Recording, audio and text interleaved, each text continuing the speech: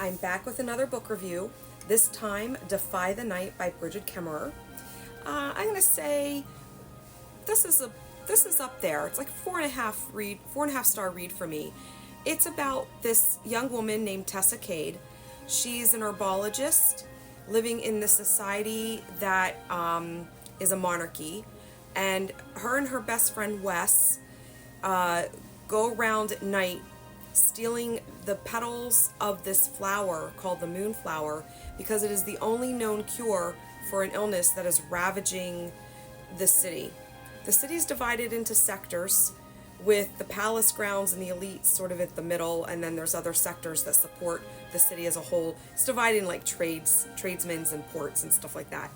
Anyway, so the moonflower is heavily controlled by the king and his council because there's not enough of it to go around.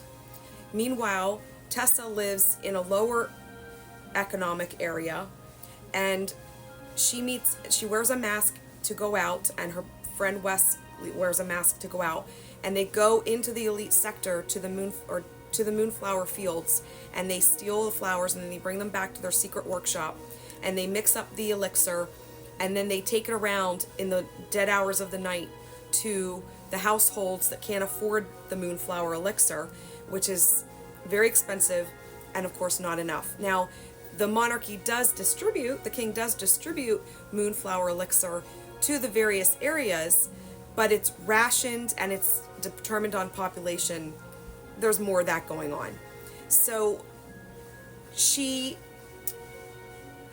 gets involved with the brewing rebellion. She doesn't really want to take that stance, but she's tired of the iron hand that the king has. She thinks the king and his brother, the prince, don't realize what is going on, how the people are dying from this disease because they don't get enough moonflower, etc. Meanwhile, things are not quite as they seem, and she ends up in the palace. She sneaks in with the intention of stealing moonflower petals from the king and his brother. She gets caught, and things move from there. Anyway, she ends up working with the king and his brother to fix the elixir that's being given out because it has literally stopped working. So, and she has a pretty thorough knowledge of herbs. It's very twisty. There's plots and conspiracies and a little bit of romance. It's steamy, not spicy. I expect that the further books will get spicier the more it goes through the story. But I really enjoyed this. It was kind of unique and interesting. I would put it in the same category as Spark of the Everflame.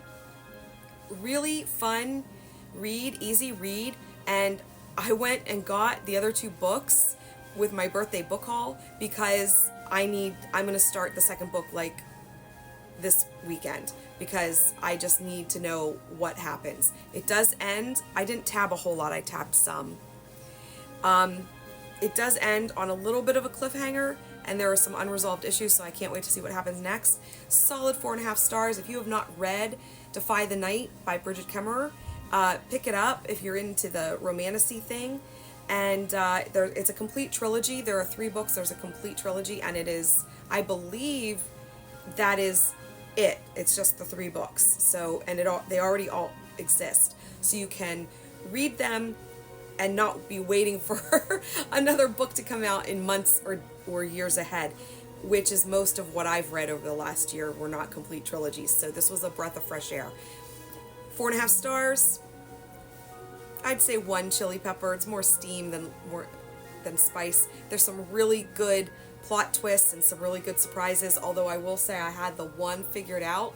One of the characters is not who they seem to be, but I kind of figured that out. But that's okay, because I didn't get confirmed for that for a while, and the author tried to throw me off. Alright, that's it for this book review. If you have read this, let me know below. If it seems interesting to you, let me know below. And I'd love to hear your thoughts. Signing off. Bye.